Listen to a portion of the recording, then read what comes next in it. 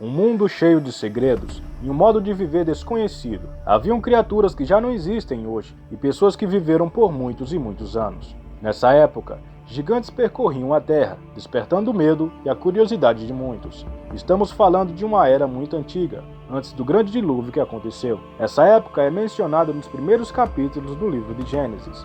Segundo o texto bíblico, nessa época a civilização humana alcançou grandes feitos, mas também se envolveu em práticas pecaminosas. Como será que era a vida das pessoas nessa época? O que elas faziam? O que teria acontecido no mundo antes da grande inundação? É exatamente isso que vamos explorar nesse vídeo. Com certeza, a primeira família antes do dilúvio era a família de Adão. Depois de serem expulsos do Jardim do Éden, Adão e Eva se estabeleceram e tiveram filhos e filhas. O primeiro filho desse casal foi chamado Caim, mas infelizmente ele se tornou o primeiro assassino do mundo ao covardemente matar seu próprio irmão Abel. Depois desse terrível pecado, Caim recebeu uma marca de Deus e construiu uma cidade na terra de Nod. Essa cidade, chamada Enoque, em homenagem ao seu primeiro filho, é a primeira cidade mencionada na Bíblia, no livro de Gênesis capítulo 4. Contrariando ao que algumas teorias não bíblicas afirmam, a Escritura explica claramente que o homem foi criado por Deus como um ser racional e moralmente capaz. Isso significa que, embora o homem tenha passado por um tipo de evolução intelectual ao adquirir conhecimento e desenvolver novas tecnologias, de acordo com a Bíblia, não foi um processo evolutivo da espécie, como algumas teorias defendem. Isso fica claro quando olhamos para os relatos bíblicos do período pré-dilúvio. Caim, o primeiro humano a nascer na Terra, já estava suficientemente desenvolvido para construir uma cidade, e seus descendentes, por sua vez, foram responsáveis por grandes invenções. Por exemplo, Jubal e Tubal-Caim contribuíram para a sociedade antes do dilúvio, ao aprenderem a habitar em tendas, criar rebanhos de gado, desenvolver as artes musicais e trabalhar com cobre e ferro para forjar ferramentas. Na época de Noé, a Bíblia mostra que os seres humanos já possuíam capacidades e recursos para construir uma grande arca, de acordo com as instruções divinas. Embora a Bíblia não forneça muitos detalhes sobre este período, é evidente que houve um forte desenvolvimento tecnológico e cultural no mundo pré-dilúvio. Uma pergunta comum sobre o período pré-dilúvio está relacionada à sua duração, ou seja, quanto tempo durou este mundo pré-dilúvio. A verdade é que a Bíblia não explica exatamente por quanto tempo esse período se estendeu, mas muitos estudiosos acreditam que tenha decorrido um período considerável entre a criação e o dilúvio. O período pré-dilúvio pode ter sido muito mais longo do que o restante da história bíblica. Muitas tentativas de datar esse período foram feitas, mas sem sucesso. O único registro que fornece alguns dados cronológicos é a lista genealógica do capítulo 5 de Gênesis.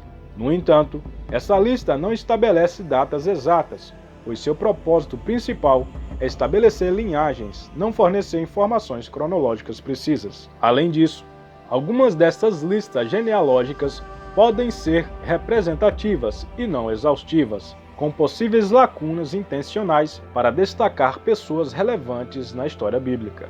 No entanto, o pecado foi uma marca profunda do período pré-dilúvio. O estilo de vida pecaminoso adotado por Caim rapidamente se espalhou pelo mundo pré-dilúvio.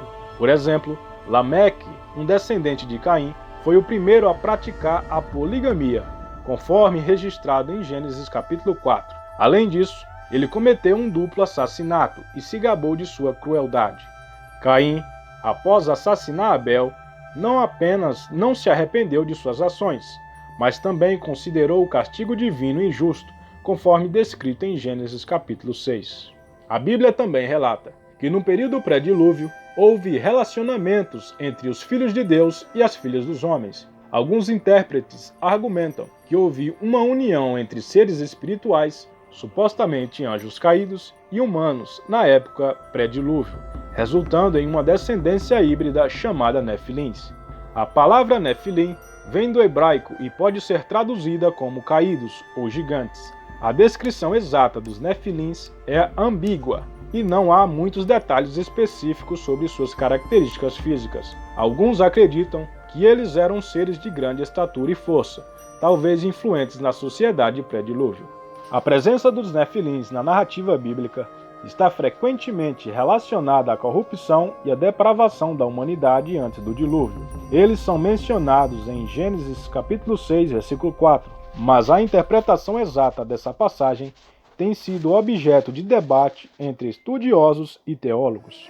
A maioria dos estudiosos concorda que a interpretação que melhor se alinha com o texto bíblico é que essa mistura se refere à degeneração humana promovida por relacionamentos entre pessoas piedosas e ímpias. A impiedade prevaleceu e caracterizou toda aquela civilização. Além disso, haviam pessoas comprometidas com o Senhor, como Abel, Enoque e Noé. O período pré-dilúvio chegou ao fim com o derramamento da ira de Deus e a destruição da terra. É um alerta para nós, pois Jesus Cristo afirmou que nos últimos dias dessa era atual haverá um estilo de vida semelhante ao pré-dilúvio, com as pessoas vivendo segundo a sua própria vontade e prazeres, ocupadas demais para responder ao chamado de Deus e ao arrependimento. É importante refletir sobre como era o mundo pré-dilúvio e considerar a mensagem que essa história da Bíblia traz para nós. E esse foi o vídeo de hoje. Obrigado por assistir. Se inscreva em nosso canal, deixe o seu like e até o próximo vídeo.